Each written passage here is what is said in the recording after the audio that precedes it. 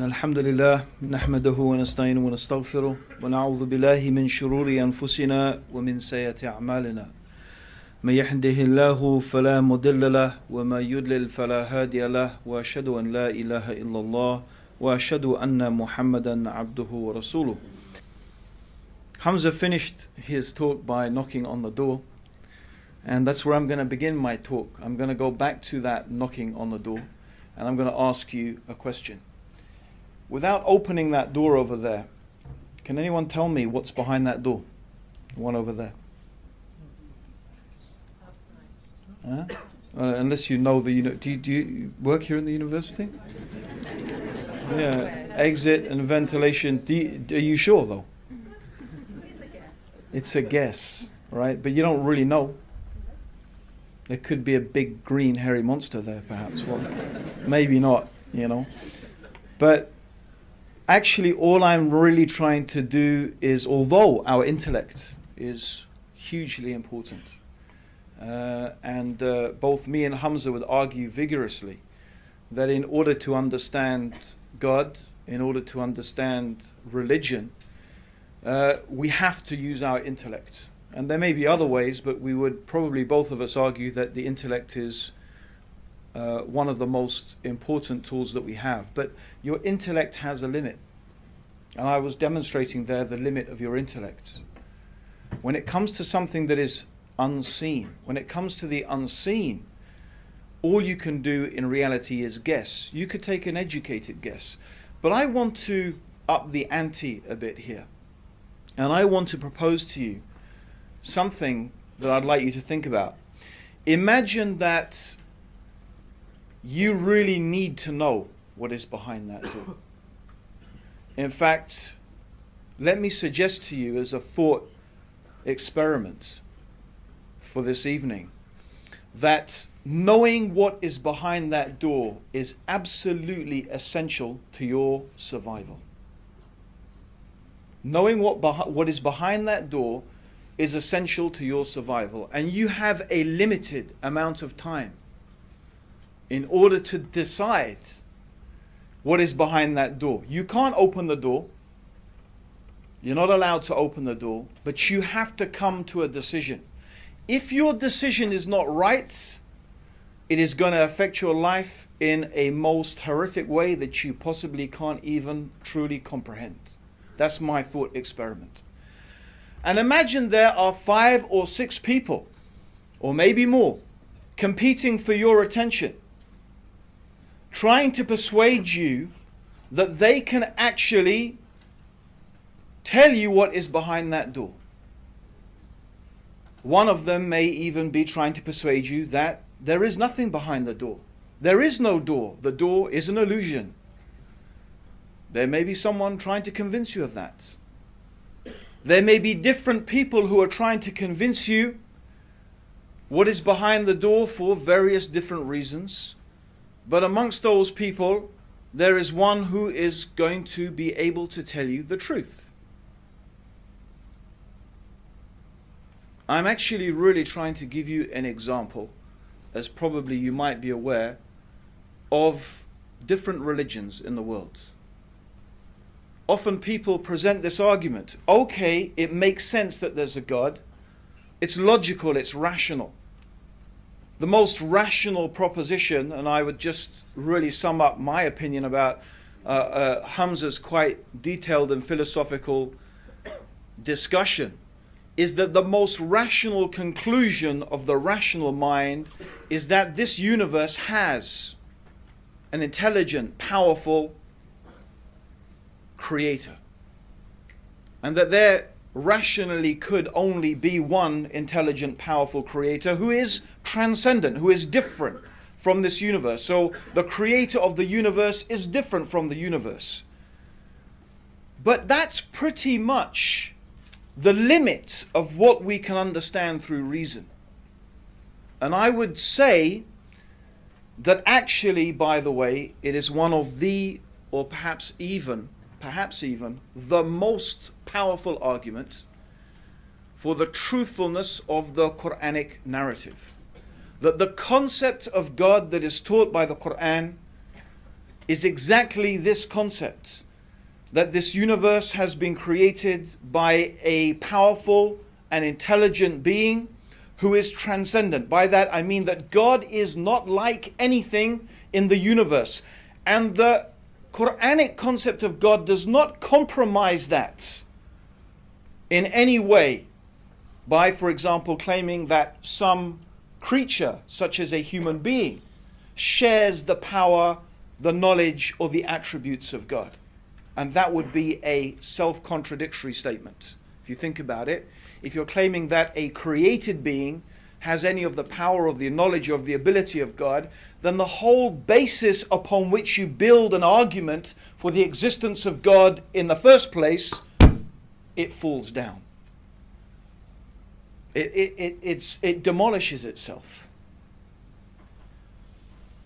So that's what I would propose, first of all, is one of the most powerful arguments, one of the most persuasive arguments, that a person should believe what the Muslims are saying. Because the similitude or the example I'm giving of the door is really the example of the afterlife. It's the example of the afterlife. It's also the example of knowing God. How can we know God? Through what means can we know God? Is there a means to know God? All of these questions and more, the ones that Hamza also introduced. The purpose of life. Why are we here? What is it all for?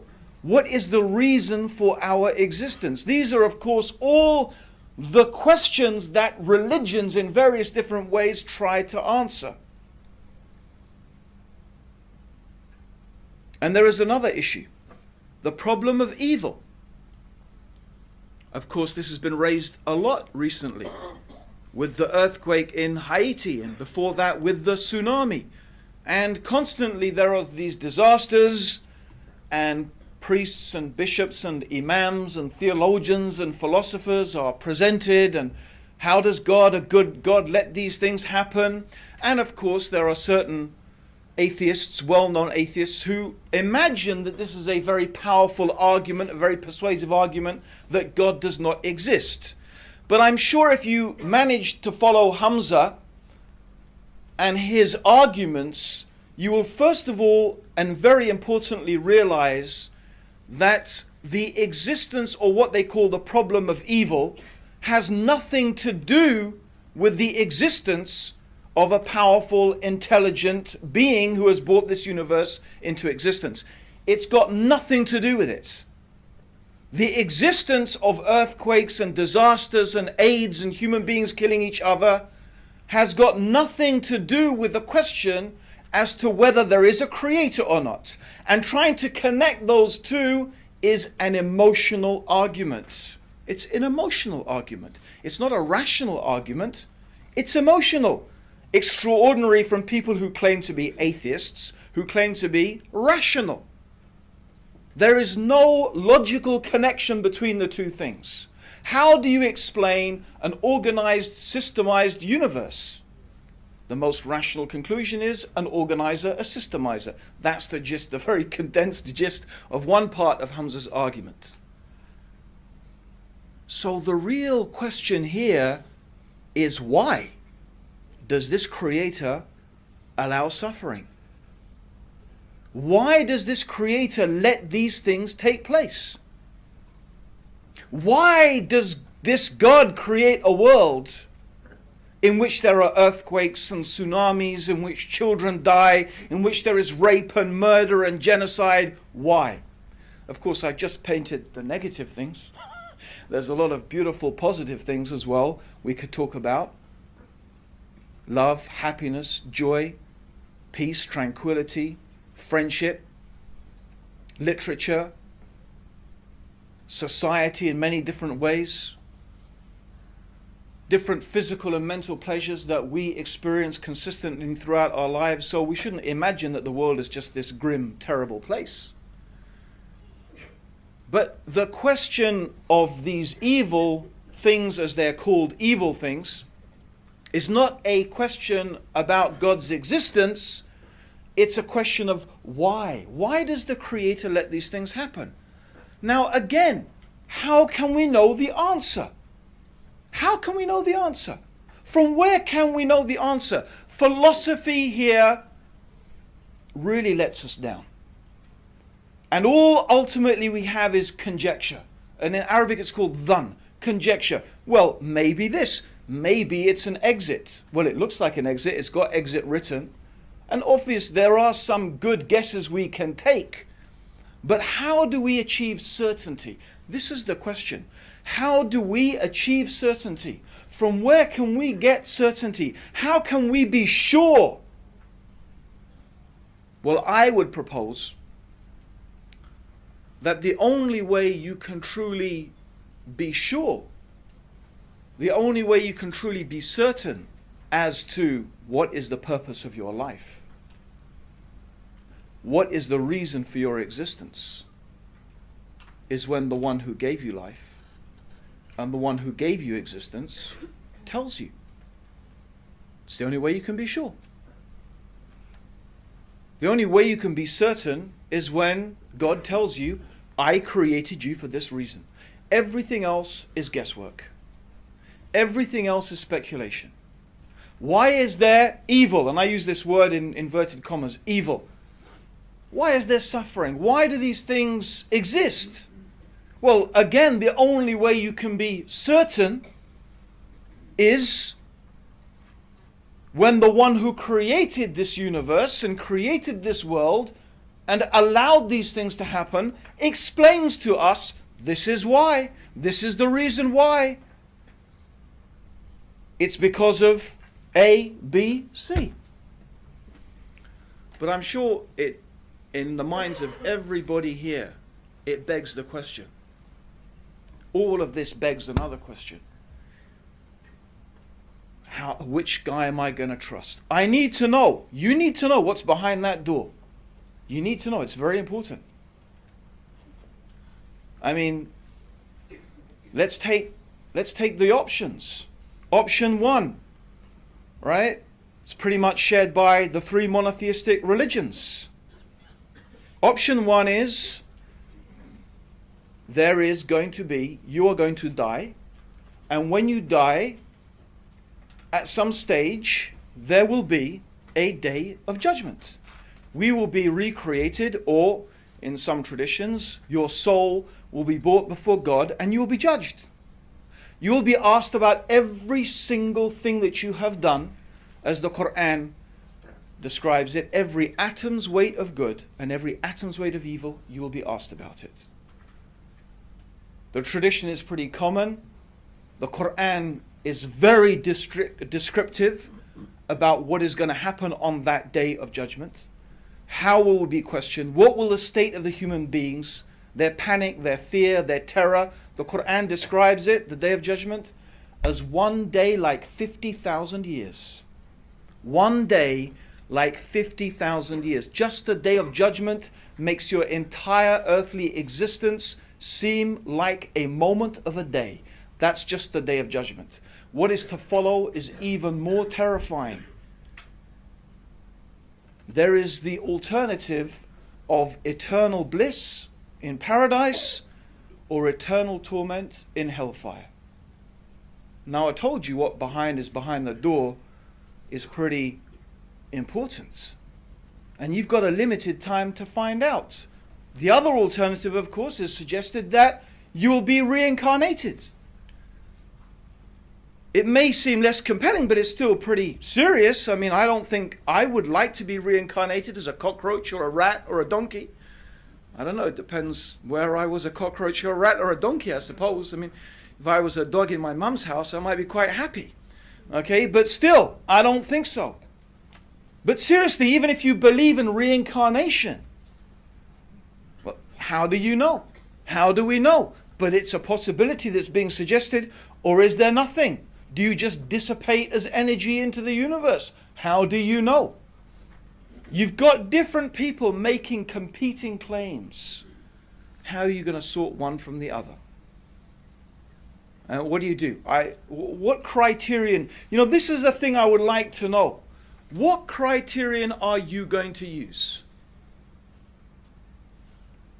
The Quran tells us that throughout history, God, the Creator, has sent messengers. This is what Muslims believe. That throughout history, throughout the human history, God has chosen individuals from amongst the human beings to remind the human beings of the things that we have been discussing here tonight, not only about the existence of God, of course, but also about our relationship with God,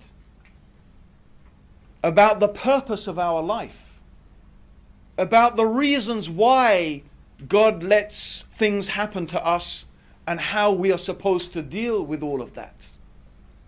And also about the reality of the life to come. So this is what we believe. Muslims believe that God has chosen human beings to convey that message. And to some of those human beings, He gave books. So for example, the Quran talks about Prophet Noah, about Prophet Abraham, about Prophet Moses, who was given the Torah, about Prophet Dawood or David, who was given the Zabur or the Psalms, about Prophet Jesus, who was given the Injil, and of course, who we believe as Muslims is the final Prophet Muhammad, may God's peace and blessings be upon all of the prophets, he was given the Quran.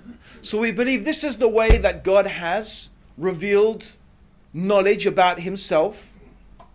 He has explained to us the purpose of our life, how we should fulfill that created purpose, and the reason why things happen the way they do.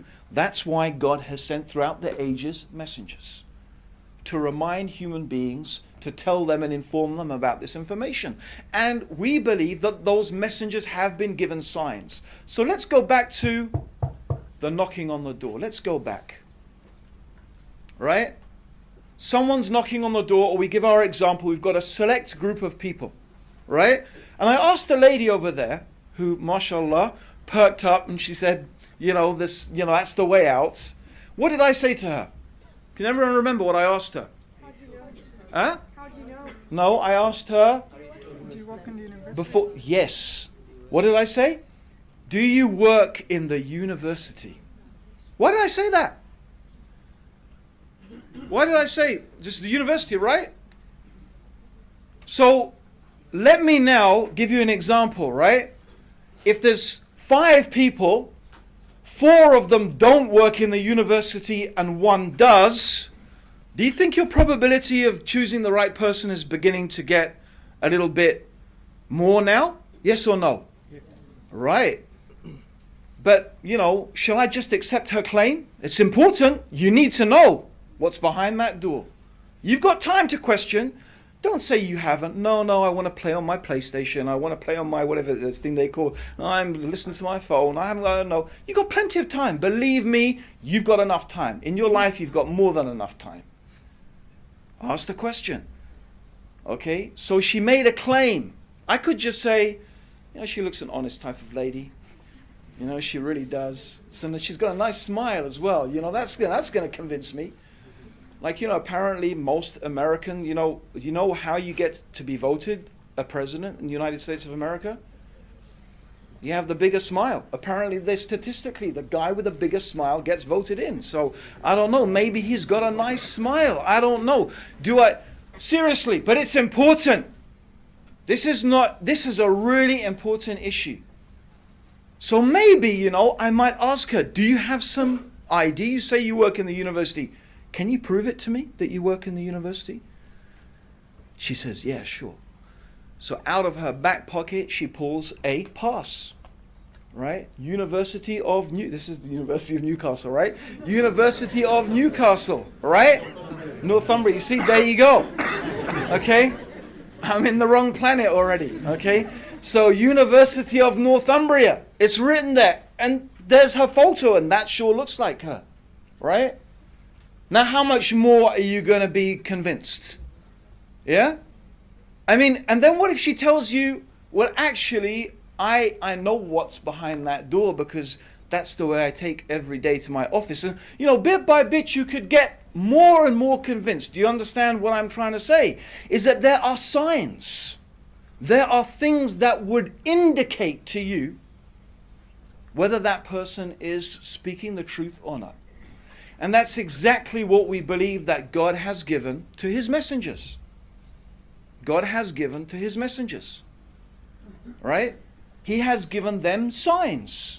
They were given things that when a person sees them and they study them and they look at them, they know that these are indications that that person must be speaking the truth and they must be truly what they claim to be. It's interesting that C.S. Lewis, he gave a criterion. He said something which, as a principle of analysis, we Muslims happily accept. But we don't accept his premise, and I'll tell you why. But he said concerning Jesus, he said that either Jesus, and he said this in respect to his belief that Jesus is the Son of God, and presumably that Jesus is God, that either Jesus was a liar, or he was deluded, he was mad, he was a madman, or he was speaking the truth. And he says, well, if you look at the life of Jesus and what Jesus said and how he behaved, you can eliminate those. You can say, well, he wasn't a liar and he wasn't mad, so he must have been speaking the truth. There is, of course, another possibility. The other possibility is that what has been taught to you about Jesus is not true. And the things that you claim he said, he never actually said. I just say that because although I actually accept the basic argument, I don't accept his conclusions for that extra reason. But let's just say, it's actually a totally valid analysis to make of any claim of any individual. Anything anyone claims, anyone makes a claim. They could be lying. Lying means they are purposefully trying to deceive you. They know very well that what they're saying is untrue, but they are lying. They are purposely trying to deceive you. That's one possibility. And this, of course, applies to anyone claiming prophethood. I know what God says. I know God's telling me why you're here, what the purpose of life is, where you're going to go after you die. I know. How do you know? God told me. So you can analyze. Is he truthful? Is he a liar? Is he deluded? And each different person will display different characteristics. The liar, and as I'm sure you probably, most of us learn, I don't know, I learned that in my life, right? I learned that usually a lie leads to another lie, which leads to another lie, and then you have to lie to cover up the lie that came before. And you could be a good liar, and maybe you could go for quite a long time, but sooner or later, the pack of cards of lies just collapses around you. Because you just have to keep on making up lies to cover up. I think most of us hopefully learned that when we were kids, right? Okay? Maybe politicians didn't, I don't know. No offense to politicians. There are some very, very good politicians and who are sincere public servants. We have maybe an unjust view of politicians. Okay? It's just a cheap joke, really. But the point being, seriously, the serious point is the point about lying. It has a characteristic. Similarly, a deluded person. Now, what's the difference? A deluded person is saying something untrue, but they really genuinely believe it. That's different. You see, the person who is deluded is sincere. They actually really believe it. So they could display some of the characteristics of a truthful person, right?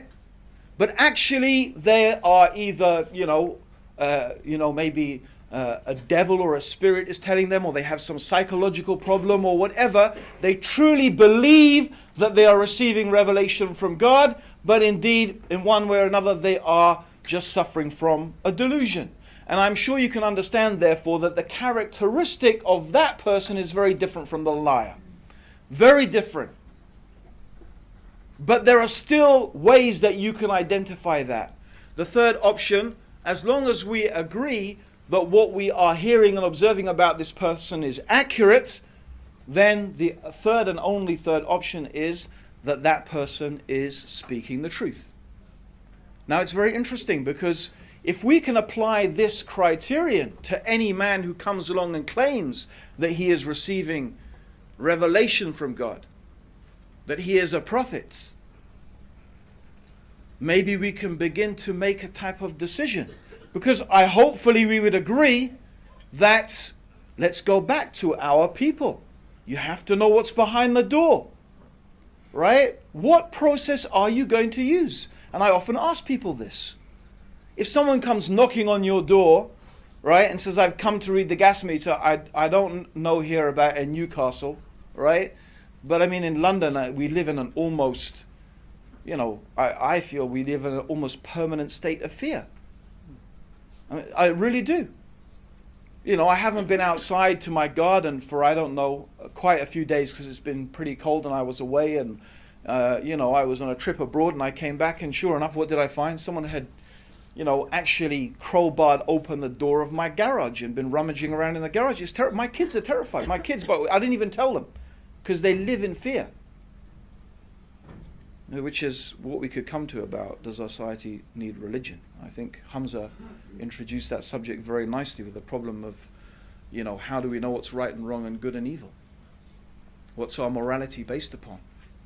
If we don't have religion, do we even have morality? Isn't it morality therefore just a social construct? It just changes from hour to hour, minute to minute. And if it changes from hour to hour, minute to minute, do we even have really morality? No, that's his argument, and I agree with it. We don't. It's illusionary. You need, and this is why I'm going, you need this certainty. But the certainty is important. We need to know that this is really from God, and this is our problem. In the rational age, we need a rational explanation. We need a religion that not only teaches us morality, but we can have rational reasons to believe that that religion truly is from God. And I would invite you to make that examination, not based, by the way, on morality. Interestingly enough, I'm going to say you need to put aside morality. Why? Because it could be that our society has adopted a whole fallacious approach to morality anyway. Where have we got to? What have we concluded with? Maybe we have reached a stage where our moral compass has lost its bearings. You may say, well, Islam is immoral because of what? Because of, and then you make some pointers.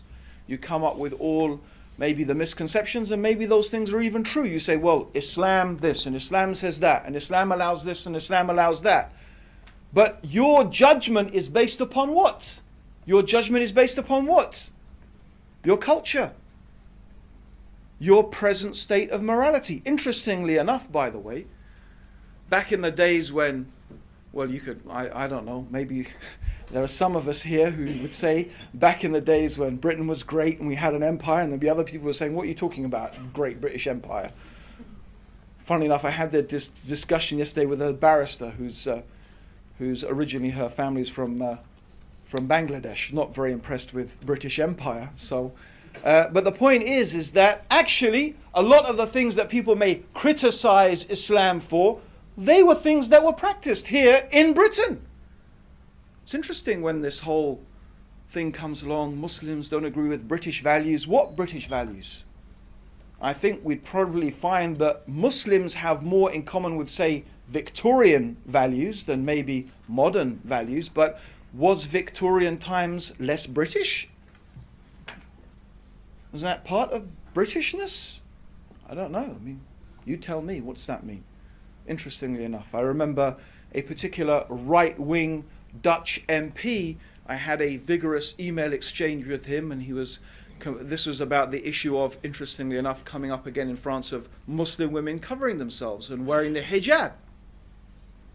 And I had written a letter to the European Parliament, inviting them to oppose France's decision and so on and so forth. And one Dutch MP wrote to me, and a very, very aggressive, racist letter, saying basically what he said is there are countries that people go from and come to, right? Morocco, you know, Somali, they are countries that people go from. They run away from those countries and they come to places like Britain and the Netherlands. Yeah. So basically, what he's saying is, if you want to come to our country, you behave the way that we tell you to behave, more or less. Yeah. So anyway, I wrote a pithy reply to him. And he said, "Oh, we have to de-Islamicize Europe. De-Islamicize Europe." And that's a very interesting concept, de-Islamicize Europe. I said, do you know, by the way, that the numbers you use every single day, does anyone know where those numbers come from? Do you know where they come from? They're Arabic numbers. 1, 2, 3, 4, 5, those actual numbers, the actual shapes that you use, the numbers you use, including, by the way, the 0, are Arabic numbers. So if you want to start de-Islamicizing Europe, get rid of the numbers. Yeah? I mean, just make sure you do a thorough de-Islamicization. Yeah? And especially the use of 0, which was unknown except in India, but it was developed into practical application by Muslim mathematicians who developed the use of the 0. Of course, algebra. You can't even imagine basic things in our society existing without algebraic equations. I mean, some of us may quite happy to get rid of algebra, but I think on a practical scientific point of view, we couldn't do much without it. But algebra, of course, is something. The word itself is Arabic. Al-Jabra, from Kitab al-Jabra, which was written by a famous Muslim mathematician who developed the whole system of algebra, by the way, in order to calculate the zakat. So I won't go into the whole thing. I mean, what do you mean de-Islamicize? So, I mean, my point is morality. If you're going to use the position of morality, that's not a good position to take. No, we have to go back. We have to look at the basics. And I'm asking you now to make an analysis, to look at the Prophet Muhammad. May God's peace and blessings be upon him. In the light of these three things, just these three things. Was he truthful? Was he deluded? Or was he a liar? You could do that by reading his life, but it's very interesting, and since I don't have time, obviously, to discuss many aspects of this, I would just like to propose to you two things, just two things I want. First of all, it's very interesting that, of course, there is a long history of polemic against Islam. There is a long history, started with St. John, I probably wouldn't like to call him a saint actually, but John of Damascus, who wrote the first polemical work against Islam, and he said some pretty absurd things, including claiming that the Prophet Muhammad died by being attacked by a group of pigs.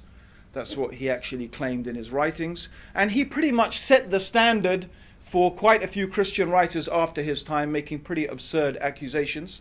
And of course his claim is that Muhammad was a liar. Why did he say this? And why, by the way, almost entirely, and I wouldn't say everyone, the Reverend Boswell, for example, is an exception, and there are others who take a different view today, but I mean historically, probably up until 100 and 150 years ago, almost without exception, most Christian writers accused the Prophet Muhammad of being a liar. The reason they did that is very simple. Any Christian or Jew who opens the Quran and reads the life of the Prophet Muhammad will be struck by how much consistency and similarity there is between what the Quran says, what the Prophet taught, and what they know from their own religion and scriptures. In fact, some of these things are very detailed matters of theology and philosophy, religious philosophy and law. In fact, some early Christians thought that the Prophet Muhammad was actually a bishop, a former bishop. That is the level of information they recognize, because they have to explain, where did Muhammad get all this information? Where did he learn about heaven and paradise and the hellfire and Moses and Jesus and Abraham and Noah and the detailed dietary laws and so on? Where did he get this information from? Well, he must have learnt it from a priest, from a rabbi, from this and that, and then he must have what? Made it up and invented it and made this religion together. That's the only way they could explain and still obviously not agree that Islam was the truth, by saying, well, he must be a lie, he must have invented it. And it's very interesting that there is another group of writers, and these writers are much more modern, and people who have now accessed themselves to the sources and have begun to read for themselves about the life of the Prophet. In other words, not relying upon these Christian polemicists. And they said, well, that we don't really find evidence from the life and character of the Prophet Muhammad that he was a liar.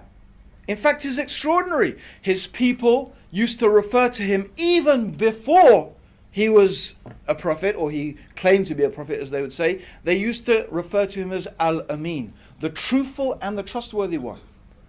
And they give many examples of his behavior, of his character, totally out of character of a person who is a liar. In other words, they testify to his truthfulness, his honesty, his absolute sincerity, and that they say it's not possible that he was a liar. They say, but he must have just thought that he was a prophet. He must have really believed it. He believed it, but he was, epileptic, and people who have epileptic fits, they have these visions and so on and so forth. And so they tried to explain this by saying, well, he was deluded. He thought he was a prophet. That explains his sincerity, that explains his behavior. But of course, he wasn't speaking the truth any more than the liar was. But they can't reconcile his character with being a liar. But the interesting thing is, you can't be a liar and be deluded at the same time. That's why there's only three possibilities. And I'll give you an example. If you are a liar, if someone comes and asks you a question, as it happens a lot in the Quran, a lot of the time they ask, the Quran says, they ask you, O Muhammad, they ask you about this, they ask you about that. And then the Quran gives an answer.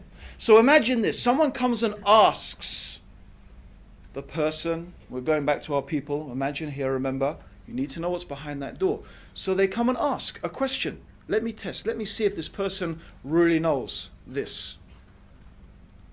Now if you're a liar,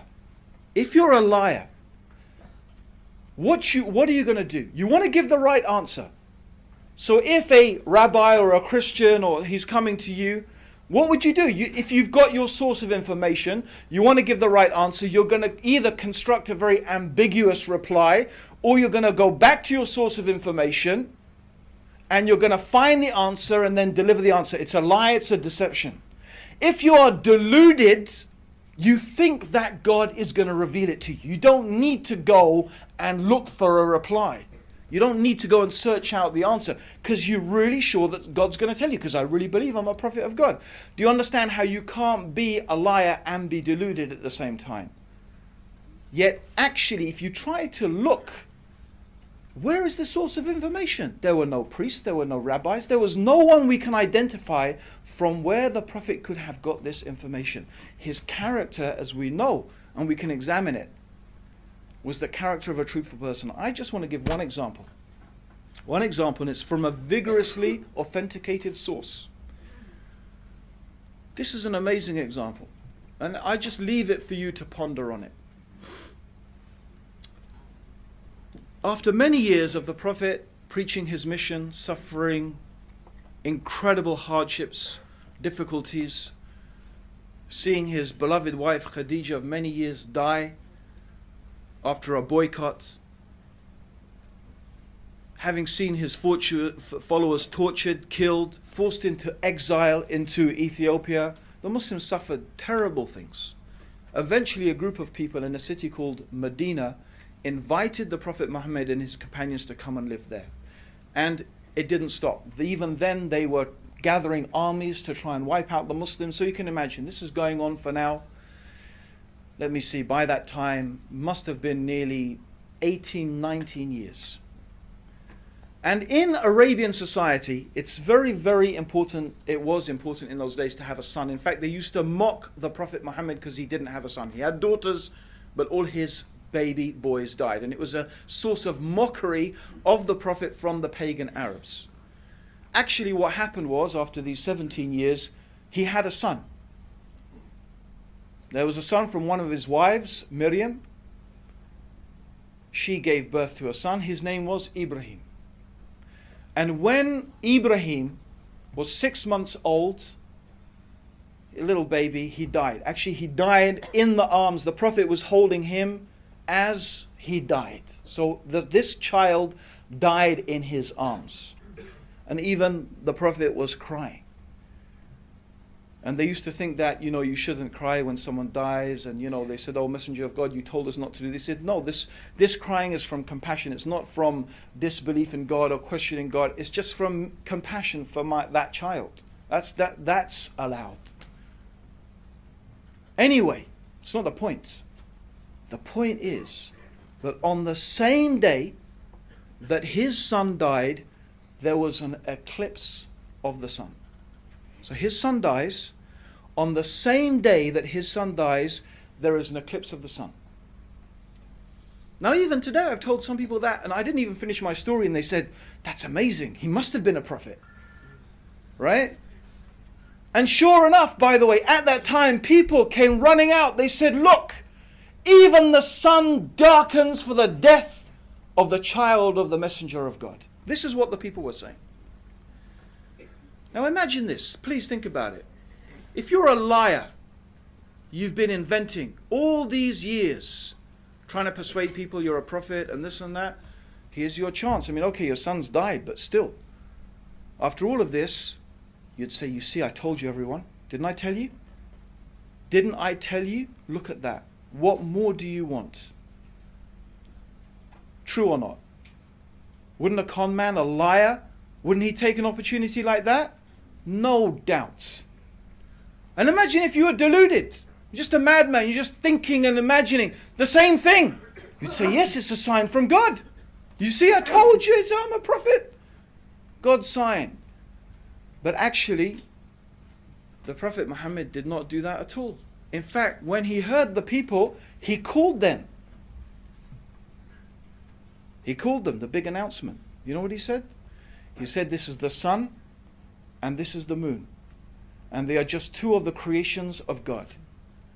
And they don't eclipse for the birth or the death of any man. So when you see this, pray to your Lord. And then he taught them a special prayer to make when there is an eclipse. Is this how a liar would behave? Is this how a deluded person will behave?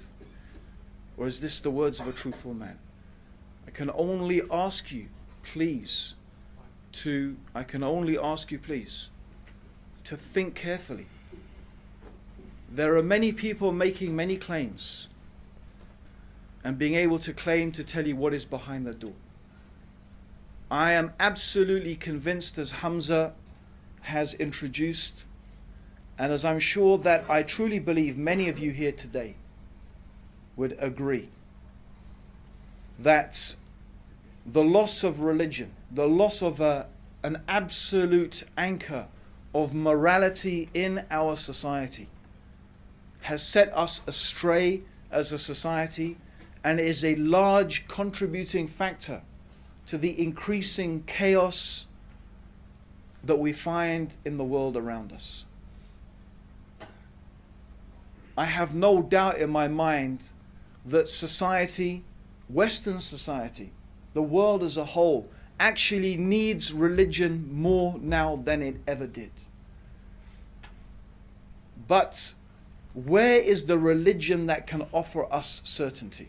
Where is the religion that can offer us a rational certainty that is not merely based upon what our ancestors did, or just some belief, or maybe it just makes me feel good, or that person smiled nicely? Certainly I believe that all of us have a duty, as Hamza has mentioned the verses of the Quran, to think deeply about these issues to think very deeply about these issues. Of course, all we, both of us, have been able to do is a little introduction to all of you on a vast topic. It is our happiness and joy to be able just to stand here in front of you and share some of our thoughts, our understanding, our feeling. It of course is totally up to you and your own conscience, how you deal with it, what sense you make of it or not. As the Quran says, La ikraha fid din. There's no compulsion in religion. No one should be forcing anyone what to believe or what not to believe. But I do believe that having a discussion is important, that at least if you could understand, even if you could understand, that Muslims do have a rational basis for believing what they believe, for behaving the way that they do. It's not based upon some mere, irrational emotion. That there are some, and I believe, of course, compelling reasons to believe that not only does society need religion, that Islam is something that can contribute hugely to the well-being of society. And I do look forward to that, and may God bless all of you for coming here tonight. May God